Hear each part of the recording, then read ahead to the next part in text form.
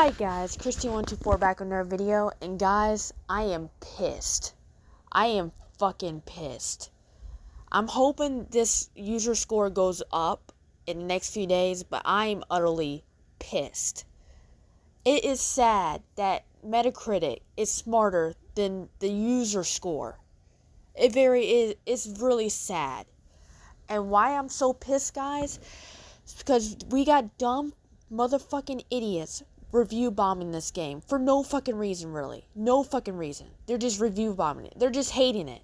They're hating on it for some odd reason. And you know what pisses me off the most? Is that they're saying 15 is better than 16. That is the biggest insult in gaming history, in my humble opinion. And to me, in my factual opinion. If you go and watch and play 15 and then go and play 16, you're going to be like, what the fuck, 15? Watch 16, you're going to be like, wow. How in the fuck? Now, I will admit, when it comes to gameplay, 16 is easier than 15. I will admit. That's why I say 15 is underrated when it comes to gameplay, because it is actually not as easy as people claim. Maybe the story, but when it comes to other things, it's not that easy. But even though 16 is easier than 15, it is way more fun, way more strategistic, which means the villains in 16 actually have a strategy to beat you, unlike 15. 15, most of the bosses in 15 are fucking boring. They're fucking boring as fuck. I'm not kidding. All they do is hit you and hit you and hit you until you die. And the only reason why it's harder than 16 is because they actually, they tend to be stronger than Noctis and stuff. But good news with that is Yoshida could easily fix that in a DLC patch. Easily. He could easily fix that and make the bosses 10 times harder and make them even better than 15.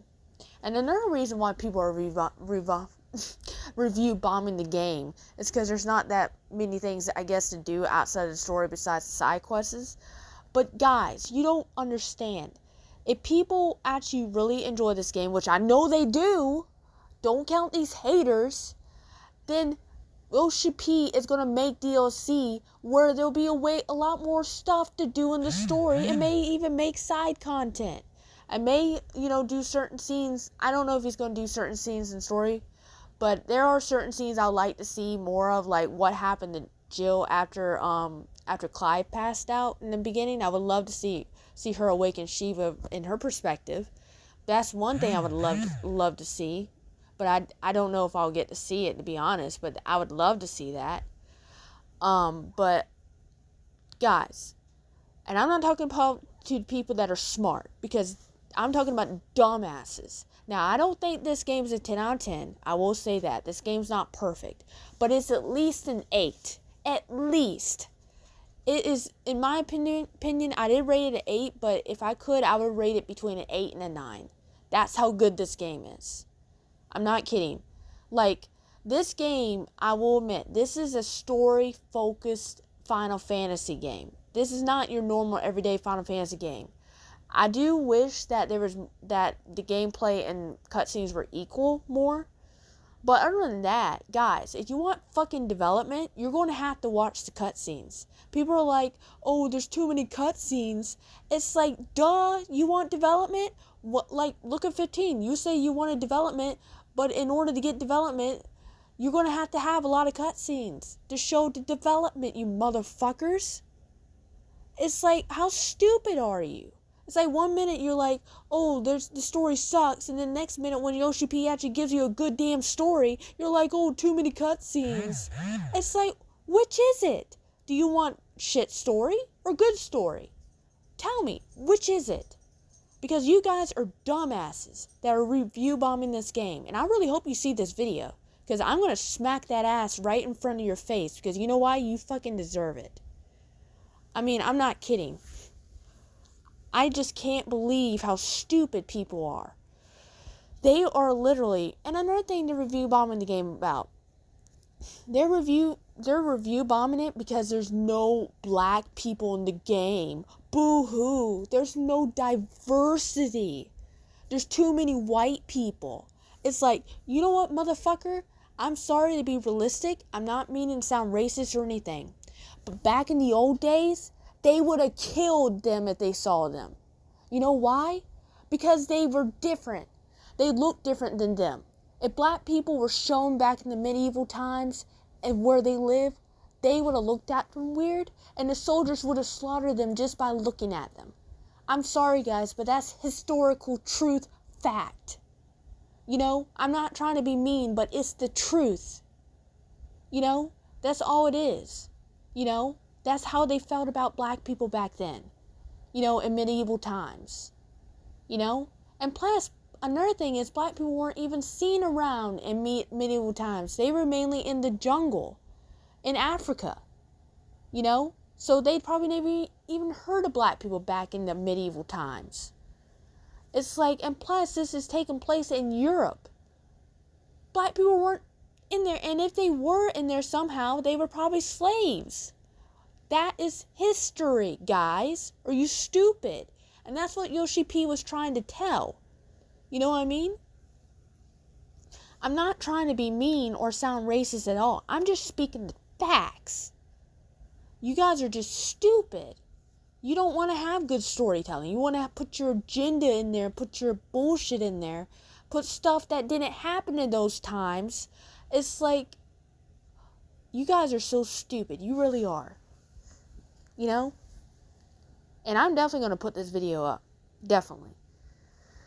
Because I can't fucking believe that you would actually hate on this game because there's no black people in there. There's no diversity Indian people in here. There's no nothing in here when it comes to your diversity.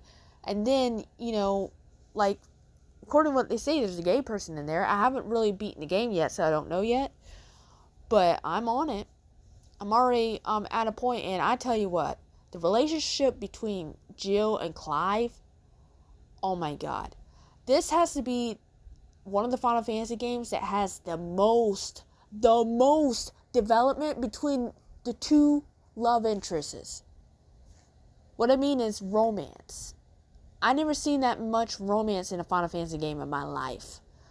Like, I think the only Final Fantasy game that I can say that had romance that I remember, of course, is Final Fantasy VIII, but Final Fantasy VIII is an old game. Final Fantasy IX, and then Final Fantasy X. But the difference with these games is they didn't have that many scenes of them being developed as lovers. I guess you can say Final Fantasy VIII had a lot of scenes with them, but at the same time, it was an old damn game. This is a new game that actually they're speaking and stuff like that. And Final Fantasy X, like, Yuna and Titus had, you know, like a romance thing going on, and I love their relationship. But when it comes to pure love, just pure optimism, everything like that, I'll have to give it to Jill and Clive. You know? And then not only Jill and Clive, but the relationship between Clive and his brother is very special as well. You guys are so fucking stupid that you can hate on this game.